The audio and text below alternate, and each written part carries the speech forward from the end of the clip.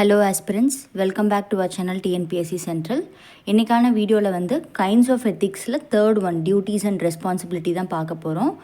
Already நம்ம சொல்லியிருக்கோம் kinds of எத்திக்ஸில் ஒரு ப்ரீவியஸ் இயர் கொஷின்ஸ் மற்ற பப்ளிக் சர்வீஸ் கமிஷனில் இல்லை. அதனால் வந்து நம்ம என்ன பண்ண போகிறோன்னா இதை பற்றின ஒரு பேசிக்கான டெஃபினிஷன், அதுக்கப்புறம் வந்து எக்ஸாம்பிள் மட்டும் பார்க்க போகிறோம். இப்போதைக்கு இதுவே போதுமானது, சஃபிஷியண்ட்டான இன்ஃபர்மேஷனாக இருக்கும். லேட்டர் வீடியோஸில் ஏதாவது எக்ஸ்ட்ரா தேவைப்பட்டதுன்னா அதை நான் கண்டினியூ பண்ணி போடுறேன். பட் இப்போதைக்கு நீங்கள் இதோட இந்த பர்டிகுலர் ஹெட்டிங்கில் வந்து டெஃபினிஷன் அண்ட் எக்ஸாம்பிள் மட்டும் பாருங்கள், அதுவே போதும்.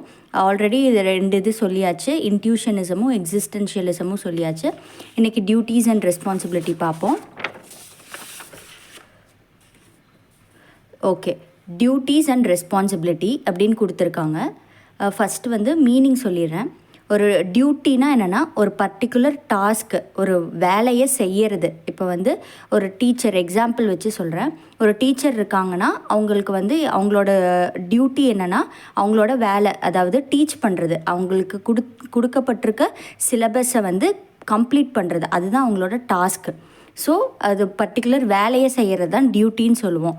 ரெஸ்பான்சிபிலிட்டினா என்னென்னா அந்த டியூட்டியே வந்து எத்திக்கல் கன்சிடரேஷனோட வித் எத்திக்ஸ் ஓட பண்ணுறது வந்து ரெஸ்பான்சிபிலிட்டின்னு சொல்லுவோம். அதாவது அதே டீச்சர் வந்து அதாவது அவங்க நடத்துகிற லெசன் வந்து ஸ்டூடெண்ட்ஸ்க்கு புரியுதா, என்ன எக்ஸ்ட்ரா மெட்டீரியல்ஸ் தேவைப்படுமா, ஃபேர் அண்ட் இன்க்ளூசிவாக வந்து அந்த லெசனை வந்து கவர் பண்ணுறாங்களா, அந்த மாதிரி வந்து டியூட்டியே வித் எத்திக்ஸோடு பண்ணுறது வந்து ரெஸ்பான்சிபிலிட்டின்னு சொல்கிறோம்.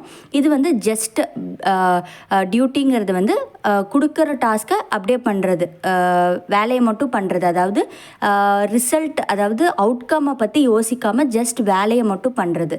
இது வந்து ரெஸ்பான்சிபிலிட்டிங்கிறது. அதே டியூட்டியை எத்திக்ஸோடு பண்ணுறப்ப அவுட்கம்மை ஃபோக்கஸ் பண்ணி இருக்கிறது, ரிசல்ட் எப்படி வரணும் அப்படின்னு அதை ஃபோக்கஸ் பண்ணி இருக்கிறது வந்து ரெஸ்பான்சிபிலிட்டி. ரெண்டுமே வேலை செய்கிறது தான், ஒரு பர்டிகுலர் டாஸ்க்கை பண்ணுறது தான். பட் அந்த பர்டிகுலர் டாஸ்க்கே வித் எத்திக்ஸோடு பண்ணுறது வந்து ரெஸ்பான்சிபிலிட்டி.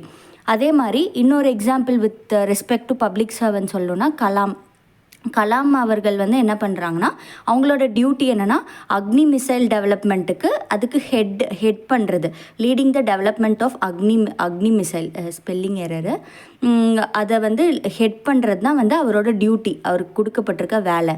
ஆனால் வந்து ரெஸ்பான்சிபிலிட்டிங்கிறது வந்து அதே மிசைல் ப்ரோக்ராமை வந்து ரொம்ப வந்து சேஃபாக பண்ணுறது, எத்திக்கலாக பண்ணுறது, எல்லா டீம் மெம்பர்ஸும் வந்து ஒழுங்காக கோஆப்ரேட் பண்ணி பண்ணுறாங்களா அப்படின்னு வந்து ரொம்ப வந்து எக்ஸ்ட்ரா மைல் போய் அந்த டியூட்டியே வந்து ரொம்ப வந்து எத்திக்கலாக வந்து ஃபோக்கஸ் பண்ணி ரொம்ப எஃபெக்டிவாக பண்ணணும் அப்படின்ட்டு வந்து அந்த டியூட்டியை வந்து ஃபோக்கஸ் பண்ணுறது ரெஸ்பான்சிபிலிட்டி. இதுதான் ரெண்டு எக்ஸாம்பிள். இதுதான் வந்து டெஃபினேஷன் வந்து இந்த பார்ட்டு ஃபுல்லாக டியூட்டிக்கு ரிலேட்டடு, இந்த பார்ட்டு ஃபுல்லாக ரெஸ்பான்சிபிலிட்டிக்கு ரிலேட்டடு. டியூட்டினா வந்து இப்போ உங்களுக்கு புரியும் பாருங்கள். Refers to a moral or legal application that requires an individual to perform specific task as part of their role or job. இதே வந்து ரெஸ்பான்சிபிலிட்டிங்கிறது performing task with ethical consideration. இதில் டியூட்டிஸில் வந்து வாட் நீட்ஸ் டு பி டன்னுங்கிறது தான் focus பண்ணுவாங்க. இதில் ரெஸ்பான்சிபிலிட்டியில் வந்து how you should do it ethically, அதே ஒர்க்கை எப்படி எத்திக்கலாக வந்து எஃபெக்டிவாக பண்ணுறது அப்படின்னு ஃபோக்கஸ் பண்ணுறது வந்து ரெஸ்பான்சிபிலிட்டி. ஸோ ரெஸ்பான்சிபிலிட்டி என்னது, ரெஸ்பான்சிபிலிட்டிங்கிறது அவுட்கம்மை ஃபோக்கஸ் பண்ணி, ரிசல்ட்டை ஃபோக்கஸ் பண்ணி இருக்கும். ஸோ எத்திக்ஸுங்கிற ஒரு பாசிட்டிவ் அவுட்கம்மை ஃபோக்கஸ் பண்ணி இருக்கிறது ரெஸ்பான்சிபிலிட்டி. நெக்ஸ்ட்டு வந்து பார்த்தோம்னா இன்னொரு டிஃப்ரென்ஸ் வந்து பார்த்தோம்னா இது வந்து டியூட்டிங்கிறது ஒரு எக்ஸ்டர்னல் அத்தாரிட்டி வந்து அவங்களுக்கு அசைன் பண்ணுவாங்க. த்ரூ லா மூலியமாக பேக் பண்ணலாம், இல்லை ஜாப் டிஸ்கிரிப்ஷனில் இந்த வேலையை நீங்கள் பண்ணணும் அப்படின்னு சொல்கிறது வந்து டியூட்டி. அதாவது டியூட்டிக்கு வந்து ஒரு லீகல் ஆப்ளிகேஷன் இருக்கும். இது ரெஸ்பான்சிபிலிட்டி வந்து ஆஃபன் செல்ஃப் இம்போஸ்.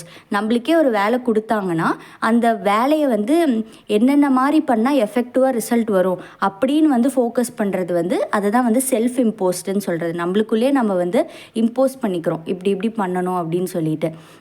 இது டிஃப்ரென்ஸு. நெக்ஸ்ட்டு வந்து ஸ்கோப் வந்து லிமிட்டட் டு ஸ்பெசிஃபிக் டாஸ்க். இந்த வேலைனா இந்த வேலை மட்டும்தான், மற்ற வைடராக திங்க் பண்ணுறதில்ல.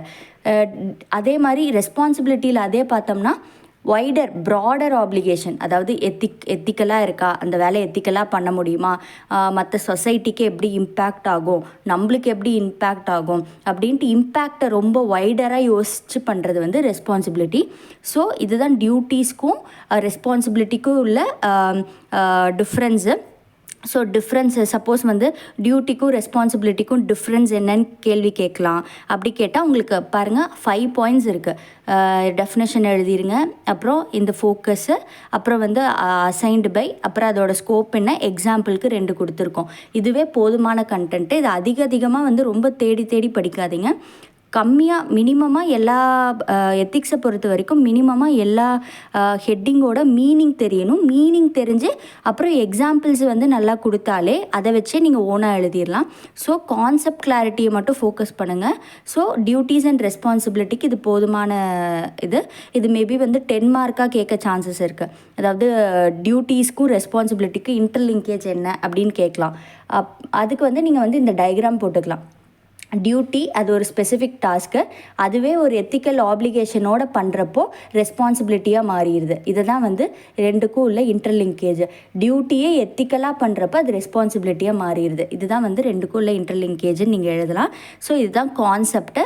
நெக்ஸ்ட் வீடியோவில் அடுத்தடுத்த கண்டென்ட் வந்து பார்க்கலாம். இதிலே கைண்ட்ஸ் ஆஃப் எத்திக்ஸில் இன்னும் 2-3 டாபிக்ஸ் இருக்குது. 3 டாபிக்ஸ் இருக்குது. இதை வந்து பார்த்துடலாம். ஸோ நம்ம சேனல் பிடிச்சிருந்தா லைக் பண்ணுங்கள், ஷேர் பண்ணுங்கள், சப்ஸ்கிரைப் பண்ணுங்கள். தேங்க்யூ.